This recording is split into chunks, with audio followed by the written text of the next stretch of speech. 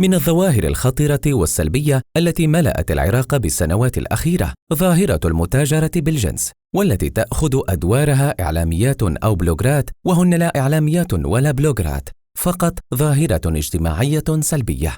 اليوم نفتح ملف واحدة منهن اسمها عسل القيسي، والتي تطلق على نفسها لقب إعلامية، وهي ليس لها علاقة بالإعلام، فقط متطفلة على الإعلام.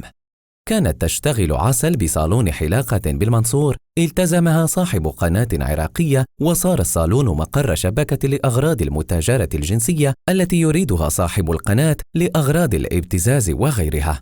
تشتغل عسل اليوم لحسابها مع شبكات دعارة وابتزاز مرتبطين بعلاقات مع ضباط مراكز الشرطة ومحققين قضائيين، معهم محاميين فاسدين معروفين بالمتاجرة بالجنس يساعدوهم في كل عملياتهم المشبوهة، عمليات تهريب بنات عربيات وغيرهن من وإلى أربيل، ويتم استخدامهن للمتاجرة الجنسية ومخدرات وابتزاز ضباط ومسؤولين بالدولة بعمليات محترفة.